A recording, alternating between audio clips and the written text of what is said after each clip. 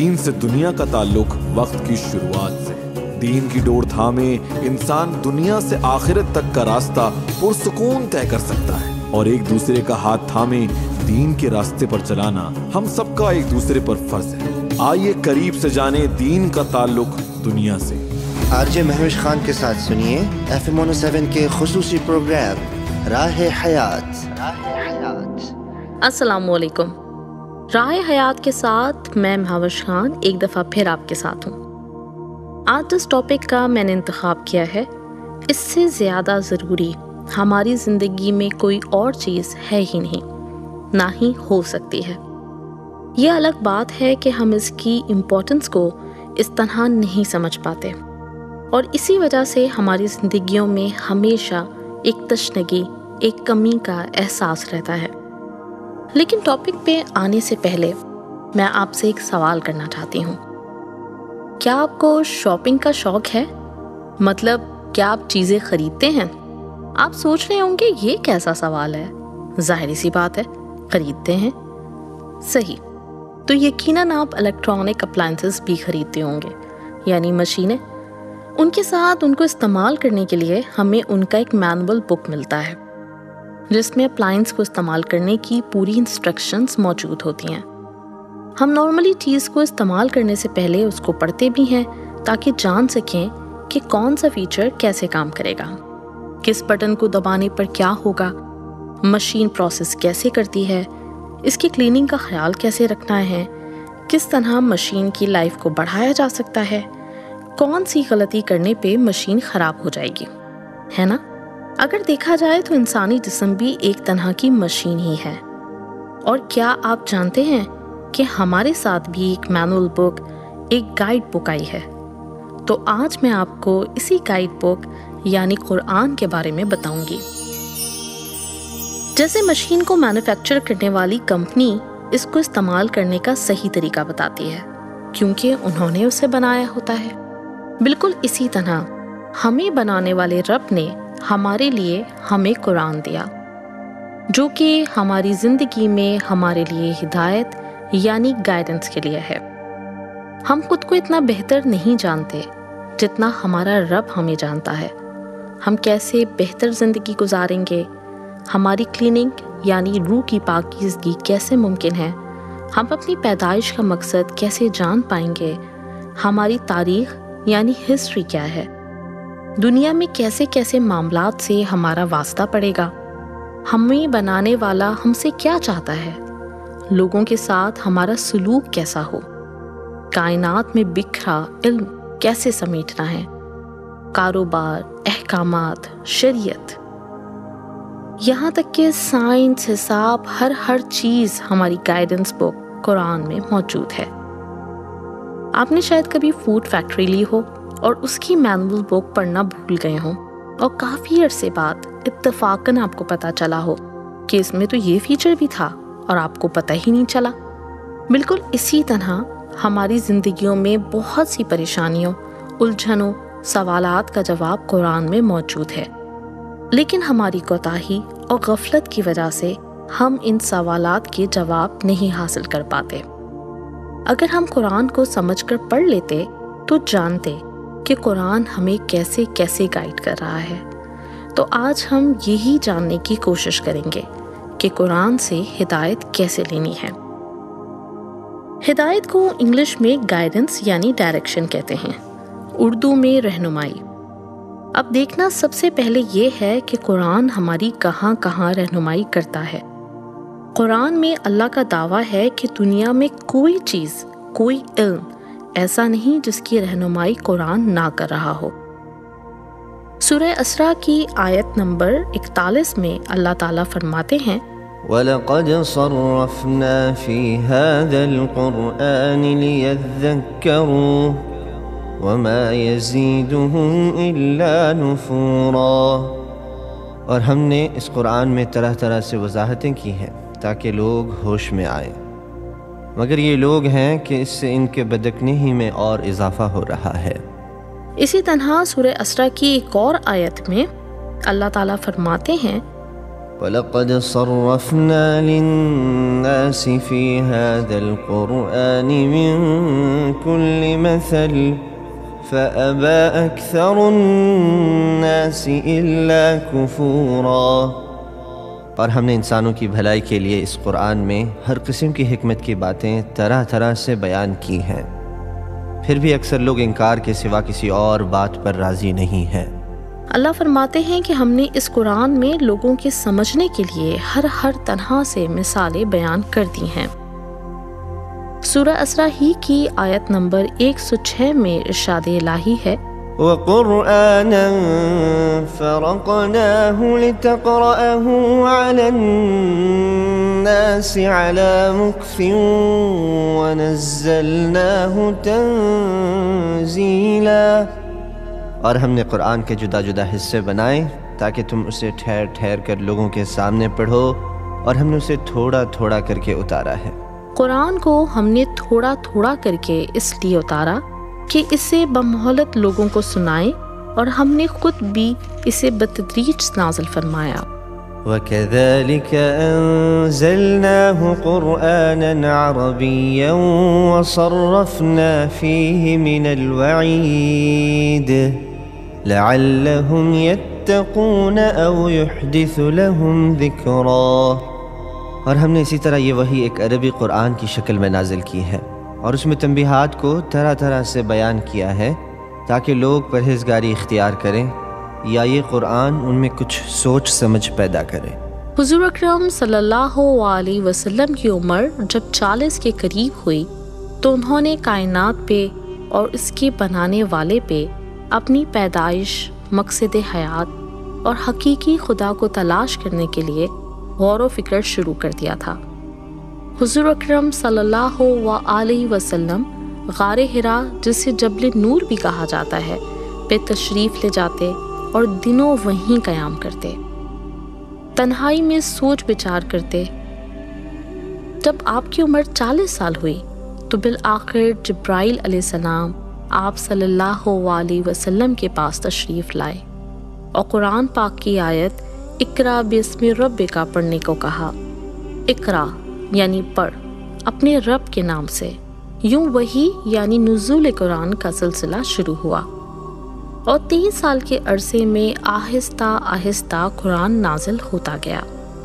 ایک آیت نازل ہوتی، صحابہ کرام اسے یاد کرتے، اسے سمجھتے، اس کو اپنی زندگی میں شامل کرتے، اس کے مطابق اپنے اعمال ڈھالتے، اس پہ غور و فکر کرتے رہتے، جبکہ قرآن ان کی اپنی زبان میں نازل ہو رہا تھا۔ کہا جاتا ہے کہ حضرت ابو بکر رضی اللہ تعالیٰ عنہ نے صرف سورہ بقرہ سمجھنے میں 7 سال لگائے۔ قرآن پاک 30 سپاروں اور 114 سورتوں پہ مشتمل ہے۔ اس میں دنیا اور آخرت کو سنوارنے کے بیش بہا خزانے ہیں، جنہیں کھوجنے میں اللہ کے کئی بندے اپنی عمر وقف کر دیتے ہیں، پھر بھی مکمل طور پہ اس کے موتی نہیں چن پاتے۔ یہ علم کا نہ ختم ہونے والا خزانہ ہے، جو تلاش کرے گا اور جتنا کرتا چلا جائے گا، قرآن اس کو مزید سے مزید آگاہی عطا کرتا جائے گا۔ آج دیکھیں تو ہمارا معمول ہے کہ ہم 4 سال کی عمر میں بچے کی بسم اللہ کرتے ہیں، اور وہ جب قرآن مکمل کر لیتا ہے تو رمضان ہی قرآن پڑھ لیا تو پڑھ لیا، کبھی سمجھنے کی توفیق ہمیں نہیں ہوتی۔ اگر کبھی کوئی کہے کہ قرآن کو سمجھ کر پڑھنا چاہیے تو ہمیں لگتا ہے کہ پتہ تو ہے، نماز پڑھنی ہے، زکوٰۃ دینی ہے، روزہ رکھنا ہے، حرام نہیں کمانا، اور کیا جاننا ہے، اتنا کافی ہے۔ ویسے بھی ہمارے یہاں ایک قول بہت عام ہے، آگاہی عذاب ہے، نہ جاننے میں ہی غنیمت ہے۔ دل کے بہلانے کو یہ خیال اچھا ہے غالب، لیکن یہاں معاملہ بالکل الٹا ہے۔ ہمارے ایکسکیوزز شاید آخرت میں ہمیں نہ بچا پائیں۔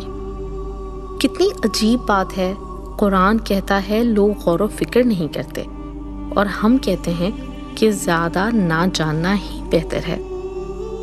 کچھ لوگوں کا ماننا یہ بھی ہے کہ قرآن آپ خود نہیں سمجھ سکتے، اگر خود سمجھنے کی کوشش کریں گے تو بھٹک جائیں گے، کوئی استاد ہونا چاہیے۔ کیا واقعی ایسے ہی ہے؟ تو جواب ہے نہیں۔ ہاں، ہم مختلف تفاسیر کی کتابوں سے مدد لے سکتے ہیں، لیکن قرآن سمجھنے کے لیے پڑھنا ہمیں قرآن ہی پڑے گا۔ آپ جتنا قرآن سمجھتے جائیں، آپ کو احساس ہوگا کہ آپ نے تو اب تک سمندر میں سے ایک قطرہ بھی نہیں سمیٹا۔ قرآن کا بنیادی موضوع عقیدہ ہے، اللہ پر مکمل یقین و ایمان، اس کے رسولوں، فرشتوں پر ایمان، اللہ کی طرف سے نازل کی گئی کتابوں پہ ایمان، تقدیر اور قیامت کے دن پر ایمان۔ ان عقائد پر ایمان رکھنے سے ہماری زندگی کے بہت سے معاملات آسان ہو جاتے ہیں۔ اللہ کے علاوہ کسی اور طاقت سے خوفزدہ نہیں ہونا، انبیاء کرام اور آسمانی کتابوں سے استفادہ ہمیں مکمل رہنمائی دے گا۔ سینس آف رسپانسبلٹی کہ میرے اور آپ کے ہر عمل کو لکھنے پر فرشتے مامور ہیں، ان سے ہمارا کوئی برا عمل بچ نہیں سکتا۔ ہماری تقدیر لوح محفوظ پر ہماری پیدائش سے بھی کئی لاکھوں سال پہلے لکھ دی گئی، لہٰذا یہ یقین غیر ضروری پریشانیوں سے بچا لیتا ہے۔ اور پھر سینس آف اکاؤنٹیبلٹی، اس دنیا میں کیے گئے ایک ایک عمل کا حساب روز قیامت دینے کا احساس ہمیں قرآن میں موجود ان عقائد کے ذریعے ملتا ہے، اور اگر ہم ان عقائد پہ پختہ ہوں تو کافی حد تک سیدھے راستے کا انتخاب کر پاتے ہیں۔ پھر قرآن ہمیں اسلام سے وابستگی کا جذبہ دیتا ہے، اللہ کی محبت، اس کی رضا میں راضی رہنا کہ وہ ہم سے اتنی محبت کرتا ہے کہ ہمارے ساتھ کچھ غلط ہوگا ہی نہیں۔ اگر ہم اس کے فیصلے مانیں، اس کی رضا پہ راضی ہوں، تو دنیا میں ہمارے لیے خوشی ہی خوشی ہے، آسانیاں ہی آسانیاں ہیں، ہر طرف احساس سکون ہے، عافیت کا احساس ہے، کیونکہ ہم قرآن پڑھ کر جان پاتے ہیں کہ ہمارا رب ہی ہمارا محافظ ہے، وہی ہمیں شفا بخشتا ہے، اور اس کتاب میں ہی شفا ہے۔ سورہ اسراء کی آیت نمبر 82 میں اللہ تعالیٰ فرماتے ہیں، وَنُنَزِّلُ مِنَ الْقُرْآنِ مَا هُوَ شِفَاءٌ وَرَحْمَةٌ لِّلْمُؤْمِنِينَ وَلَا يَزِيدُ الظَّالِمِينَ إِلَّا خَسَارًا۔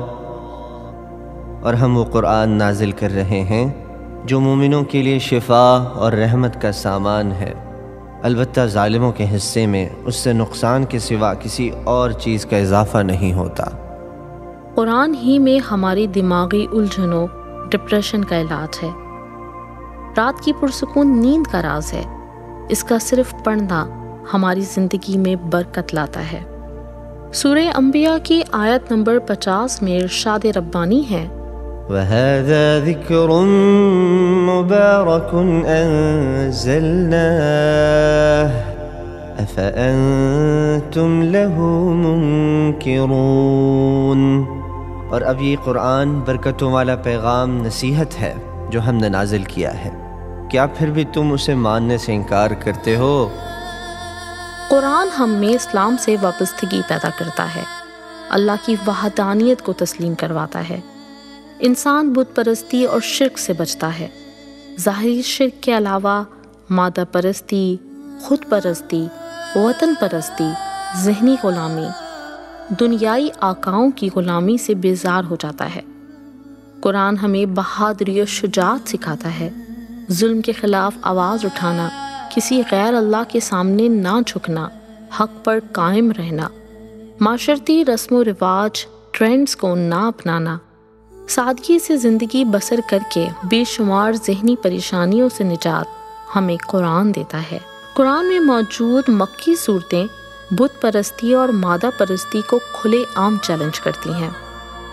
اللہ تعالیٰ سورہ الانبیاء کی آیت نمبر 58 میں فرماتے ہیں، فَجَعَلَهُمْ جُذَاذًا إِلَّا كَبِيرًا لَهُمْ لَعَلَّهُمْ إِلَيْهِ يَرْجِعُونَ۔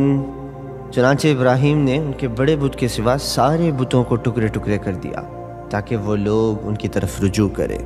سورہ الصفات میں ارشاد ربانی ہے، أَتَدْعُونَ بَعْلًا وَتَذَرُونَ أَحْسَنَ الْخَالِقِينَ۔ کیا تم بعل کو پوجتے ہو اور اس کو چھوڑ دیتے ہو جو سب سے بہتر تخلیق کرنے والا ہے؟ اللہ ربکم ورب آبائکم الاولین، اس اللہ کو جو تمہارا بھی پروردگار ہے اور تمہارے باپ دادوں کا بھی جو پہلے گزر چکے ہیں۔ اور اسی طرح سورہ ابراہیم کی ایک آیت میں اللہ تعالیٰ نے فرمایا وَإِذْ قَالَ إِبْرَاهِيمُ رَبِّ اجْعَلْ هَذَا الْبَلَدَ آمِنًا وَاجْنُبْنِي وَبَنِيَّ أَن نَّعْبُدَ الْأَصْنَامَ۔ اور یاد کرو وہ وقت جب ابراہیم نے اللہ تعالیٰ سے دعا کرتے ہوئے کہا تھا کہ یا رب اس شہر کو پرامن بنا دیجئے اور مجھے اور میرے بیٹوں کو اس بات سے بچائیے کہ ہم بتوں کی پرستش کریں۔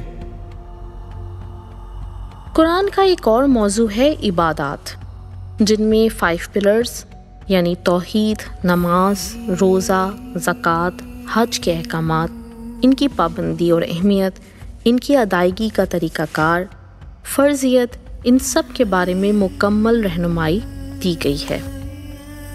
اس کے ساتھ ہی قرآن ہمیں ڈیوائن لاز، مکمل شرعیہ لاز یا جسے ہم شرعی احکامات کہتے ہیں، ان کا مکمل علم دیتا ہے، جیسے حلال اور حرام کا فرق، مثلاً روزگار، ریلیشن شپس، کھانے پینے میں کیا حلال ہے کیا حرام ہے، وراثت کے قوانین، ہمارے درمیان ہونے والے معاہدے، کاروبار کی لکھت پرت، قوانین اور آئینی قوانین، خرید و فروخت، شادی اور طلاق کے قوانین، یہ مکمل طور پہ قرآن میں درج ہیں۔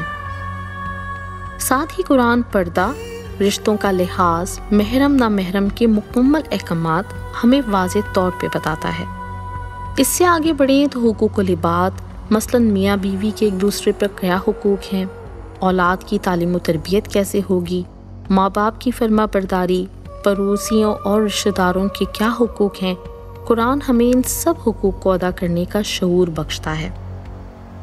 خاندانی نظام ہمیں قرآن دیتا ہے، زمین میں فساد نہ پیدا کرنا، شیطان کی چالوں سے بچنے کی تدابیر، اپنے اندر کے حسد و بغض اور لالچ، تکبر کو قابو پانا، نفس کو قابو کرنا، شرم و حیا، لوگوں کے درمیان برابری، جادو اور شیاطین کی حقیقت اور ان سے پناہ کے طریقے ہمیں قرآن سکھاتا ہے۔ لوگوں اور جانداروں سے صلہ رحمی، شفقت، نرمی سے پیش آنا، دھوکہ دہی، جھوٹ، بے ایمانی سے بچنا، سچ گوئی، دیانت داری، سخاوت، تشکر، لوگوں کو معاف کرنا، مہربانی، شائستگی، عاجزی اور صبر و ہمت قرآن کا پیغام ہے۔ مال کمانے اور خرچ کرنے کے بارے میں ہدایات، فضول خرچی، کنجوسی سے بچنا، ذخیرہ اندوزی، دھوکہ دہی کی مذمت کرتا ہے۔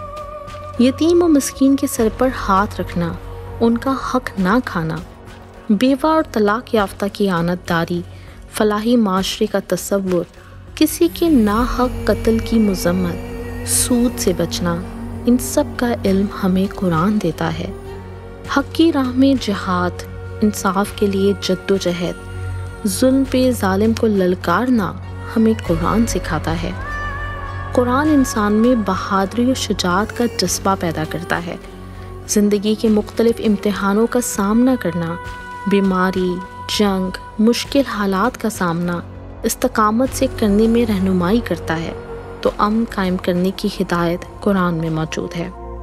لقد كان في قصصهم عبرة لأولي الألباب ما كان حديثا يفترى ولكن تصديق الذي بين يديه وتفصيل كل شيء وهدى ورحمة لقوم يؤمنون۔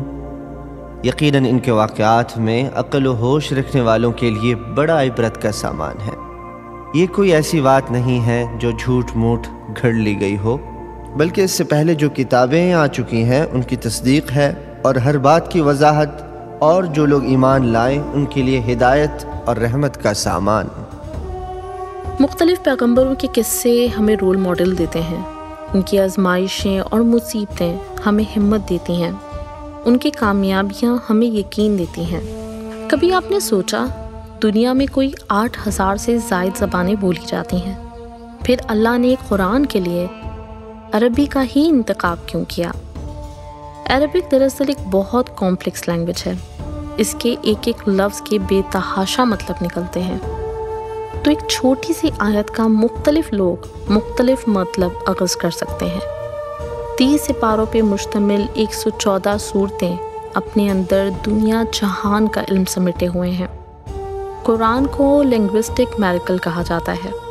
اللہ نے بارہا کفار کو کھلا چیلنج دیا کہ اس جیسی کوئی ایک آیت بنا کر دیکھو، لیکن ایسا ممکن نہیں۔ صرف اسی ٹاپک پہ آپ کو بے شمار کتابیں مل جائیں گی، یعنی لنگوسٹک میریکل۔ قرآن کو میتھمیٹیکل میریکل بھی کہا جاتا ہے۔ مثال کے طور پہ سورہ نوح قرآن کی 71ویں سورت ہے، اس میں 28 آیات ہیں۔ جو ان دونوں نمبرز کے درمیان فرق ہے وہ ہے 43۔ دلچسپ بات یہ ہے کہ قرآن میں حضرت نوح علیہ السلام کا ذکر 43 دفعہ آیا ہے۔ سورہ نوح کے بعد قرآن کی سورتوں کی تعداد بھی 43 ہے، اور ان سورتوں میں حضرت نوح علیہ السلام کا ایک بار بھی ذکر نہیں۔ یہ حقیقت اور انٹرسٹنگ ہو جاتی ہے جب آپ کو پتہ چلتا ہے کہ سورہ نوح سے پہلے کی 43 سورتوں میں حضرت نوح علیہ السلام کا کوئی ذکر نہیں۔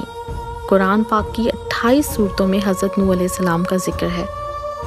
اور سورہ نوح میں آیات کتنی ہے؟ جی 28۔ یہ میں نے آپ کو صرف ایک مثال دی ہے۔ پھر آ جاتے ہیں ہسٹری پہ۔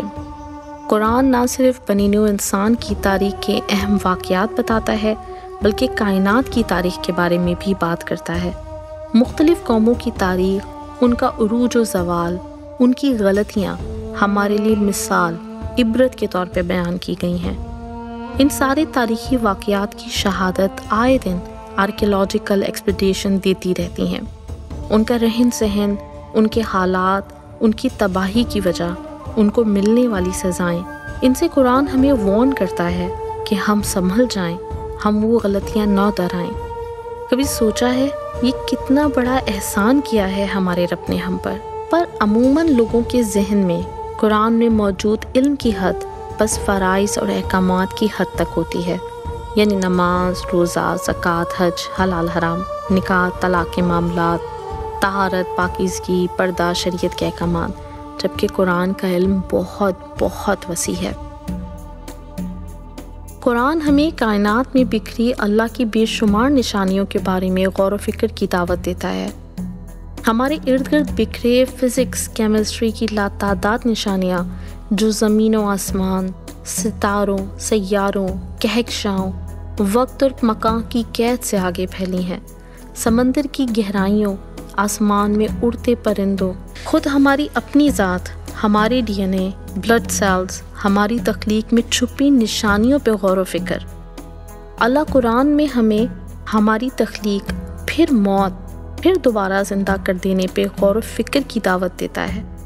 بلا شبہ اس وقت دنیا میں موجود تمام سائنسی کانسیپٹس کی بنیاد قرآن نے ہی فراہم کی۔ سائنس کی، میتھس کی بنیاد رکھنے والے، بنیادی اصول بتانے والے اولین سائنٹسٹ اور انوینٹرز مسلمان ہی تھے۔ اور پھر قرآن کا ایک اور احسان، قرآن ہمیں دعا مانگنا، اللہ سے مدد طلب کرنے کا علم عطا کرتا ہے۔ قرآن میں موجود انبیاء کرام کی دعائیں ہمیں دعا مانگنے کا صحیح طریقہ، اللہ کا قرب حاصل کرنے کا طریقہ بتاتی ہیں۔ قرآن کی تفاسیر 1450 سال سے لکھی جا رہی ہیں اور قیامت تک لکھی جاتی رہیں گی۔ جب اللہ کہتا ہے یہ ہدایت ہے تو یہ قیامت تک آنے والے ہر واقعے کے لیے ہدایت ہے، رہنمائی ہے۔ آپ جتنا قرآن سمجھتے جائیں گے آپ کو لگے گا کہ آپ نے تو سمندر سے قطرہ بھی حاصل نہیں کیا۔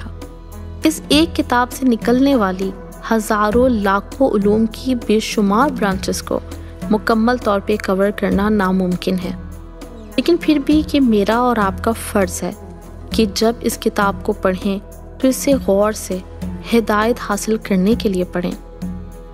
یہ کتاب آپ کی زندگی کے ہر ایک شعبے میں آپ کی مدد کرے گی، آپ کی بصیرت، آپ کی معاملہ فہمی، آپ کی حکمت میں اضافہ کرے گی۔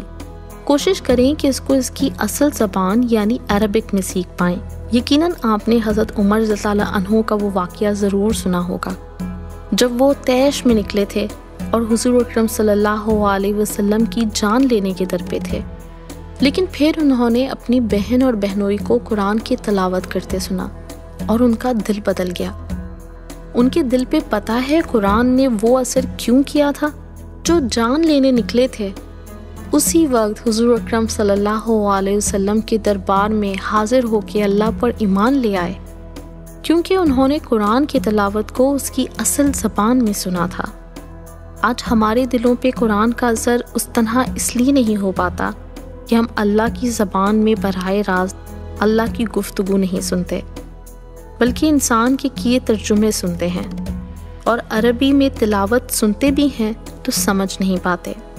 حضرت علی رضی اللہ عنہ کہا کرتے تھے، جب میرا دل چاہتا ہے کہ میں اللہ سے بات کروں تو میں نماز پڑھتا ہوں، اور جب میرا دل چاہتا ہے کہ اللہ مجھ سے بات کرے تو میں قرآن پڑھتا ہوں۔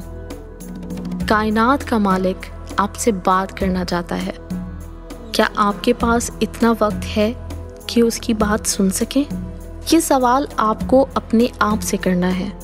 میں نے اس مختصر وقت میں ایک چھوٹی سی کوشش کی ہے۔ میں جانتی ہوں کہ میں حق ادا نہیں کر پائی، کیونکہ میں حق ادا کر ہی نہیں سکتی۔ قرآن کو ہم جتنا پڑھتے جائیں گے، جتنا سمجھتے جائیں گے، اتنا ہی فیضیاب ہوتے جائیں گے، اتنی ہی قرآن ہماری پیاس بڑھاتا جائے گا۔ اللہ مجھے اور آپ کو قرآن سے ہدایت حاصل کرنے کی توفیق عطا فرمائے، آمین۔ تلاش علم تو پہنچ گیا کہاں سے کہاں تک جہاں میں، بتا تو صحیح وہ کون سا سبق ہے جو خدا نے دیا نہیں قرآن میں۔